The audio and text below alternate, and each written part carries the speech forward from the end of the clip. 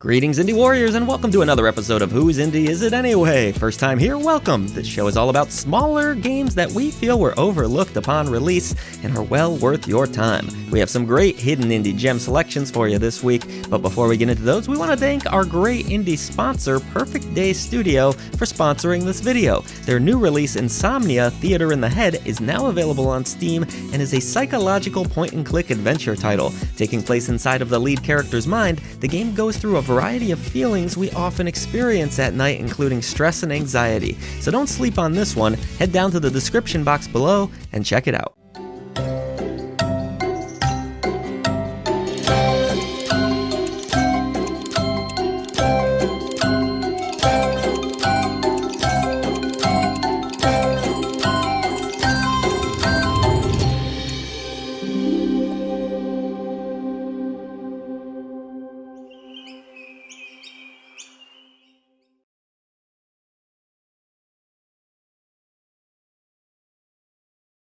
Up first this week, a familiar name, but perhaps not a super familiar game. Bobble 4 Friends released on the Nintendo Switch in 2019, and then later appeared on PlayStation and PC as Bobble 4 Friends: The Baron's Workshop. The Bobble series goes all the way back to 1986 and puts players in control of Bub and Bob, who are adorable dragons that take down enemies by trapping them in bubbles and then bursting that bubble. I played the hell out of the NES original, like 100 levels of it, and while it's a simple premise, the game is so much fun. Heck, even today when I come across it in a barcade or somewhere out there in the wild, I can't help but stop and pump a few tokens in.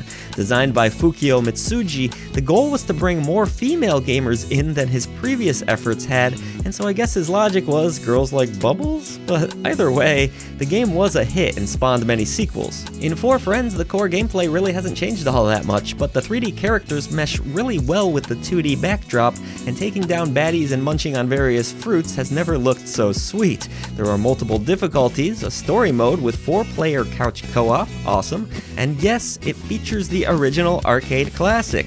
On top of that, the game even has a workshop mode on PC for level creation, there's online leaderboards, and great accessibility options. This is a fun puzzle game well worth your time. Here's the thing though, the game can be pretty pricey, retailing at $39.99 here in North America, so totally understandable if you want to wait for a sale. Hate to burst your bubble there, but this is a really entertaining game that I recommend if you get the chance to play it.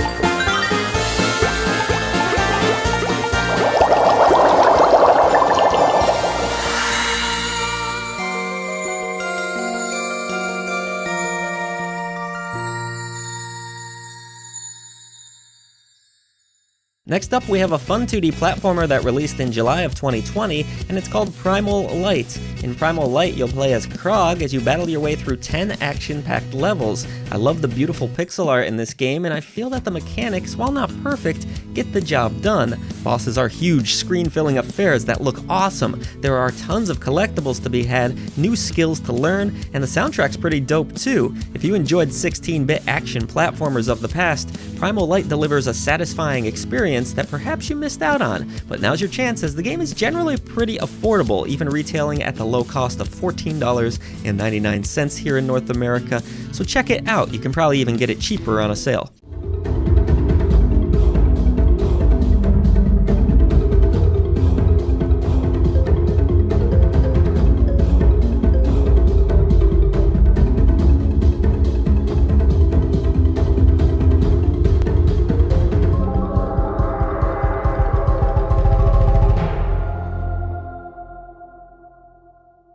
Last but not least, we turn to our audience as we do, and I love this one, which comes from Barry Allen the Flash, longtime fan of the channel.